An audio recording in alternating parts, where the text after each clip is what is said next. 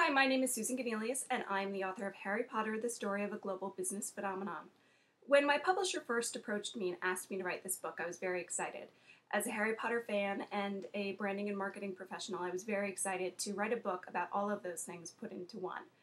And as I researched the life cycle of the Harry Potter brand and dissected the marketing strategies and theories behind it, I found that there were a number of very specific tactics that were used to launch the brand to the international success that it is today, and I'd like to talk to you about a few of those today. The first factor in the success of Harry Potter is the fact that it's a good product. It's the heart of the success of the brand. The story itself is the classic story of good versus evil, with navigating through the trials and tribulations of adolescence, surrounded by friendship, and you add in magic and suspense, and you have a recipe for success. It's a story that fans love and couldn't get enough of. And that leads to the second factor of the success of Harry Potter, which is emotional involvement. The fans love the story of Harry Potter, and they became very emotionally involved in it. And there's nothing more powerful than emotionally involved consumers who demand more from the product. They talk about it, and they protect it. And that emotional involvement drives brand loyalty and ultimately word-of-mouth marketing. So the third factor in the success of Harry Potter is word-of-mouth marketing and an online buzz. As emotionally involved consumers wanted to share their love of Harry Potter, they wanted to share it with anyone who would listen. And there are very few people, I think, who could say that they've never heard a conversation about Harry Potter. So, as timing would have it, the social web was growing by leaps and bounds and growing in popularity when Harry Potter was released and over the course of its life cycle. And as we discussed, people loved the brand and wanted to talk about it. They wanted to talk about the product, and they did so online. They found blogs, forums, groups, website, any way that they could find to talk about the brand with anyone who would listen. And that word-of-mouth marketing got out, and more people began to hear about Harry Potter and became curious what the buzz was about. Adults and children alike found themselves picking up a copy of Harry Potter to see what all this talk was about. And luckily, J.K. Rowling and the marketing team behind the Harry Potter brand realized the power that the social web and the power that this online buzz had early on. While at first they tried to rein it in, they quickly realized that giving up some control and letting consumers talk about the brand that they loved and that they were so emotionally involved in online was very powerful and ultimately drove the brand past being simply a cult brand like a Harley Davidson, but into an international phenomenon that it is today. And that leads to the fourth factor in the success of the Harry Potter brand, which is tease and perpetual marketing. J.K. Rowling created a fantastic model for success when she started her 7-book series that would be told in chronological order with very little gap in between books in terms of time, and the same core set of characters from book to book.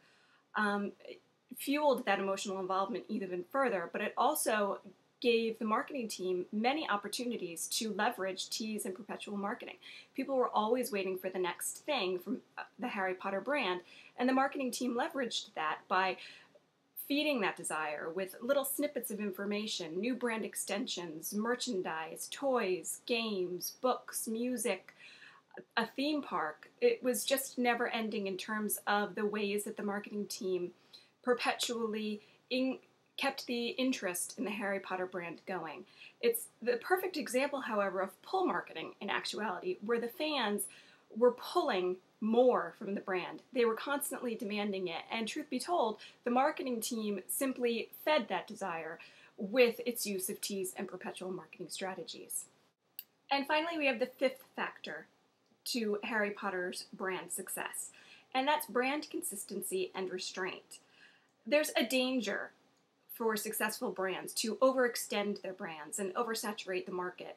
Disney is famous for this strategy, and in fact, in speeches, their CFO has publicly said that that is their brand strategy, to take a specific sub-brand, oversaturate the market with it, extend it as much as possible until it's basically spent, and then move on to the next. You could see them doing that currently with Hannah Montana and High School Musical. Harry Potter, on the other hand, worked quite differently. J.K. Rowling was the ultimate brand guardian in terms of protecting the brand and making sure that every brand extension consistently portrayed the brand image that she wanted for Harry Potter.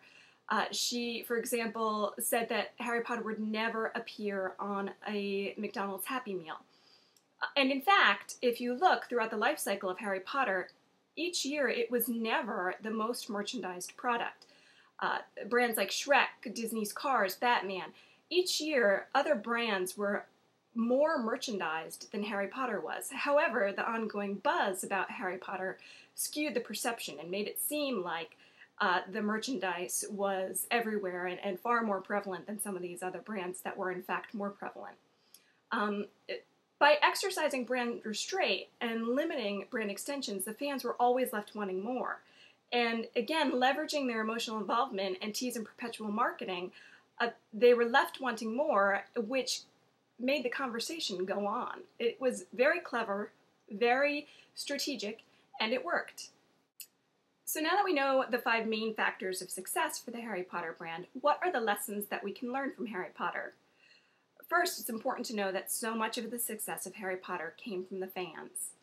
And that leads us to lesson 1, which is to allow consumers to live your brand, allow them to take control, particularly on the social web, which leads us to lesson 2, which is to allow them to become emotionally involved in your brand. Let them develop a relationship with the brand, let them talk about it, let them make it their own.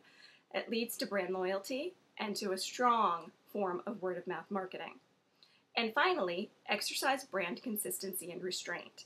Make sure you're always portraying a consistent message for your brand. Don't overextend your brand. Leave them wanting more. So the question is, can the success of Harry Potter be duplicated? And I have to answer that with a yes. But the success would seem more manufactured and it would carry less mystique. However, the opportunities are there. Brand managers need to listen to consumers, deliver consistently, and make sure that the buzz about the brand continues by allowing customers to become emotionally involved in the brand, allowing them to take control, and allowing them to live the brand and make it their own. And that leads me back to what you'll learn in Harry Potter, the Story of a Global Business Phenomenon. We talked today about some of the main factors of success, but in the book you'll learn more about the marketing strategies and the specific tactics that were used to catapult the brand to the global success that it ultimately achieved. You'll also learn about marketing theories and information about the various markets that the Harry Potter brand became a part of, such as merchandise, movies, entertainment, theme parks, and more. And I also use case studies throughout the book to further explain some of the theories and strategies that were used to promote the Harry Potter brand that have also successfully been used by other companies. And I discuss what other brands would have to do to achieve success similar to Harry Potter, as well as discuss whether or not J.K. Rowling can duplicate her own success. It's an interesting story, and I thank you very much for your time today, and I hope that you get a chance to read Harry Potter, the Story of a Global Business Phenomenon, and I hope it gives you a new perspective on the brand.